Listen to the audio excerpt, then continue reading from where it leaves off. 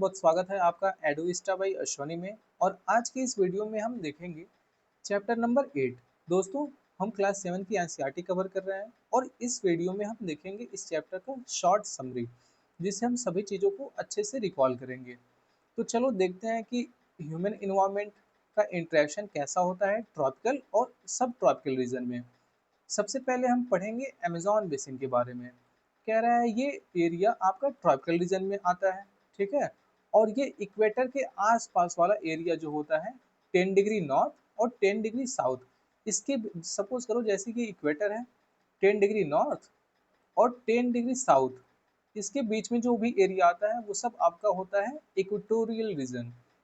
यहाँ की main rivers की बात करें तो वो है अमेजोन। और फिर कह रहा है कि रिवर्स माउथ क्या होता है, इसके बारे में जान लेते हैं। जैसे मान लो ये कोई छोटी सी नदी आ रही है, ये मेन नदी गई है या फिर कोई ओशंस है, तो जहाँ ये आके मिल रही है इसी को बोलते हैं रिवर्स माउथ। फिर कह रहा है the Amazon basin is the largest river basin in the world. पूरी दुनिया का सबसे लार्जेस्ट बेसिन अगर बात की जाए तो वो है आपका अमेजोन बेसिन। ठीक है, समझ में आ गया। फिर आगे देखते हैं। कह रहा है कि the Amazon river basin drains portion of Brazil. ठीक है, ये कहाँ कहाँ जाती है? ब्राजील में पार्ट, ब्राजील के कुछ पार्ट में, फिर पेरू के पार्ट्स में, बोलीविया, इक्वेडोर, कोलंबिया एंड कुछ small portion of Venezuela. Venezuela में भी कुछ जगहों पे अमेजोन नदी होके गुजरती है। फिर कह रहा है कि यहाँ के जो लोग होते हैं वो कैसे होते हैं और कैसे यहाँ का फॉरेस्ट है वो सिस्टम क्या है वो चलो देखते हैं। कह रहा है bromeliads are special plant that store water in their leaves. देखो, ब्रोमेलियाडस जो होते हैं एक यहाँ पे पाया जाने वाला एक स्पेशल प्लांट्स होता है जो अपने पत्तियों में वाटर को कंजर्व करके रखता है। ठीक है, कह रहे animals like frog use this packets of water for laying their eggs. और जो फ्रॉग्स होते हैं ना, वो इस पैकेट ऑफ वाटर क्यों बोला है? क्योंकि वो अपने लीफ में वाटर को कंजर्व करके रखा है, इसीलिए उसको बोला है पैकेट ऑफ वाटर।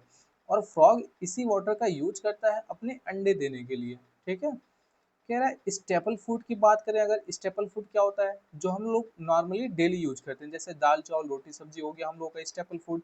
तो वहाँ का स्टेपल फूड क्या है? मैनियोक, जिसको हम कसावा भी बोलते हैं। ठीक है, वहाँ का स्टेपल फूड अगर पूछे आपसे तो कसावा है, जिसको मैनियोक बोला जाता है वहाँ की लैंग्वेज में। कह रहा है ये जैसे हम लोग की तरफ पोटैटो ग्रो होता है जमीन के अंदर, उसी तरह वहाँ पे इसको ग्रो कराया जाता है। फिर देखते हैं कि गंगा ब्रह्मपुत्र बेसिन की लाइफ कैसी होती है। अगर इसकी बात करें तो कह रहा है कि गंगा और ब्रह्मपुत्र ये दोनों मिलके एक लार्ज ट्रिब्यूटरीज बनाती हैं इंडियन सब कॉन्टिनेंट में। आप देखोगे इंडिया में एक ऊपर से गंगा लेफ्ट से आई है तो राइट से ब्रह्मपुत्र आई है, और ये दोनों प्लेन्स एरिया में एक लार्ज रिवर बेसिन बनाते हैं। कह रहा है ये बेसिन आपका सब ट्रॉपिकल रीजन में पाया जाता है।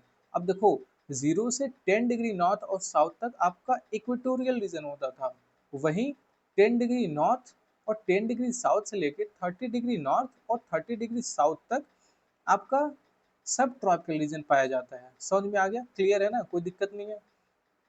फिर कह रहा है the monsoon brings rain from mid June to mid September. यहाँ पे क्या होता है, आपका मॉनसून आता है, ठीक है, कब? मिड जून से लेके मिड सितंबर, और इसी मॉनसून की वजह से यहाँ पे बारिश होती है और आसपास का जो भी क्लाइमेट होता है इस रीजन का वो अफेक्ट होता है। कह रहा है बनाना जो प्लांटेशन है, यहाँ पे ज़्यादातर प्लेन्स एरिया में आपको इस तरह का प्लांटेशन देखने को मिलेगा। अगर वेस्ट बंगाल और असम की बात करें तो यहाँ सबसे ज़्यादा टी उगाया जाता है। आप लोग देखे होंगे जब भी जाओगे उधर दार्जिलिंग साइड या फिर असम साइड, तो वहाँ पे टी की खेती बहुत ज़्यादा लोग करते हैं। फिर कह रहा है कि सिल्क इज प्रोड्यूस्ड, यहाँ पे सिल्क भी सबसे ज़्यादा प्रोड्यूस किया जाता है। और ये कैसे किया जाता है? जो सिल्क वॉर्म होते हैं उनके थ्रू किया जाता है, और सबसे ज़्यादा कहाँ होता है? बिहार और असम में। ठीक है, फिर कह रहा है in the mountains and hills, mountains और हिल्स एरिया में जहाँ पे आपको स्लोप्स देखने को मिलते हैं, जेंटल स्लोप या फिर स्टीप स्लोप। जेंटल स्लोप जो धीरे धीरे स्लोप ऐसे जाते हैं, स्टीप स्लोप जो बिल्कुल तीखी ढलान आती है। कह रहा है इन पे टेरेस बना के लोग फार्मिंग करते हैं। ठीक है, आप लोग देखे होंगे जैसे रानीखेत या उत्तराखंड में जाओगे तो टेरेस पे लोग फार्मिंग करते हैं, तो ये उसी के बारे में बात कर रहा है कि जो माउंटेनियस एरिया में लोग रहने वाले होते हैं वो इस तरह की खेती करते हैं। कह रहा है अगर आप देखोगे कि प्लेन्स एरिया में सबसे ज़्यादा डेंसिटी देखने को मिलती है, वहीं माउंटेनियस एरिया में सबसे कम डेंसिटी देखने को मिलेगी आपको।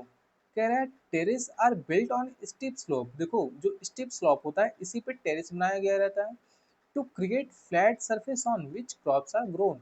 और यहाँ पे काट काट के धीरे धीरे क्या होता है, थोड़ा प्लेन एरिया बना देते हैं लोग, उसी पे खेती आराम से करते रहते हैं।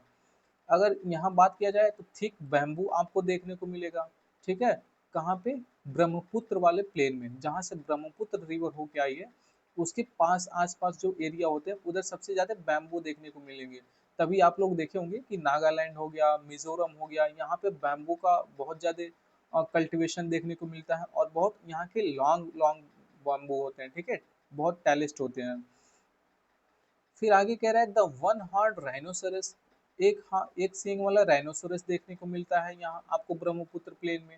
ठीक है, असम में उसका आपको बर्ड वो है, नेशनल सेंचुरीज भी है वन हॉर्न राइनोसरस का। कह रहा है ये पाया जाता है ब्रह्मपुत्र प्लेन में in the delta area. Bengal tiger, crocodile and alligator, ये सब भी एनिमल्स यहाँ पे पाए जाते हैं। अगर हम सिटीज़ की बात करें तो इलाहाबाद, कानपुर, वाराणसी, लखनऊ, पटना एंड कोलकाता, ये कुछ मेजर सिटीज हैं जो गंगा वाले रिवर पे बसी हुई हैं आपकी। ठीक है, गंगा नदी के किनारे ये सब सिटीज बसी हुई हैं जिनकी पॉपुलेशन 1 मिलियन से भी बहुत ज़्यादा है। In the plain area, the roadways and railways transport the people from one place to another। देखो प्लेन्स एरिया की बात करें हम तो लोग कहाँ एक जगह से, अब देखो लोग यहाँ रह रहे हैं तो कहीं ना कहीं आने जाने के लिए भी रास्ता चाहिए, आने जाने के लिए भी साधन होने चाहिए। तो लोग किस चीज़ का यूज करते हैं? रोडवेज का और रेलवेज का, एक जगह से दूसरी जगह आने जाने के लिए। कह रहे हैं कि अगर हमें कंजर्व की बात करनी हो, कंजर्वेशन मतलब बचाने वाला, गंगा को बचाने के लिए बहुत सी आप लोग देखे होंगे कि प्लान भी चला था, इधर मिशन भी चला था, जिसमें सबसे फेमस एक है नमामि गंगे। ठीक है, इस नाम से गंगा को बचाने की मुहिम भी चली गई थी, जिसमें गंगा को साफ करने का आप देखोगे गवर्नमेंट इनिशिएट की थी। ठीक है, कह रहा है Kolkata is an important port on the river Hooghly. देखो कोलकाता जो है ना, ये हुगली रिवर पे बनाया हुआ एक इम्पोर्टेंट पोर्ट है। अब पोर्ट क्या होता है, जिसको हम लोग हिंदी में बंदरगाह बोलते हैं। जो समंदर वाली जहाजें होती हैं वो आके इसी कोस्टल एरिया पे रुकती हैं। जो सामान लाई रहती हैं यहाँ पे आप अनलोडिंग करते हो, और जो सामान भेजना रहता है उसको लोडिंग करते हो। तो उसी जगह को हम बोलते हैं पोर्ट। फिर कह रहा है कि जो ताजमहल है ये आपका रिवर यमुना, ठीक है, यमुना रिवर के किनारे स्थित है जो आगरा सिटी में है। और यहाँ पे टूरिज्म का बहुत बड़ा केंद्र है। ठीक है, बहुत से टूरिज्म यहाँ देखने आते हैं, जिससे एक तरह से कहें तो आपकी कमर्शियल एक्टिविटी जनरेट होती है। टूरिज्म भी आप लोग जानते होंगे कि सबसे बड़ा फैक्टर होता है किसी कंट्री के जीडीपी में, खासकर उस कंट्री के जिसकी जीडीपी सिर्फ टूरिज्म पे ही बेस होती है। फिर कह रहा है अगर प्लेन एरिया की बात करें तो यहाँ पे आपको लार्ज नंबर ऑफ एयरपोर्ट्स भी देखने को मिल जाता है। ठीक है, तो इसका इसमें कहने का मतलब ये है कि जो इक्वेटोरियल रीजन के आसपास का एरिया होता है वहाँ आपने देखा है कि क्लाइमेट कैसे होते हैं। फिर सब ट्रॉपिकल एरिया आप लोग देखें कि वहाँ के क्लाइमेट्स कैसे होते हैं, वहाँ लोग कैसे रहते हैं कैसे नहीं रहते हैं। तो इसी सब चीज़ों के बारे में इस चैप्टर में बताया है। इस चैप्टर में बहुत शॉर्ट समरी मैंने आपको बताया है, इसको बहुत अच्छे से आप समझ सकते हैं, सुन सकते हैं और जान सकते हैं। तो वो मैंने एक अलग से सेपरेट वीडियो बनाया है, उसमें जाके आप लोग देख सकते हैं, जिसमें मैं लाइन बाय लाइन एक्सप्लेनेशन दिया हूँ। तो बस इस वीडियो में इतना ही, मिलते हैं बहुत जल्द एक और नए वीडियो में, तब तक के लिए जय हिंद।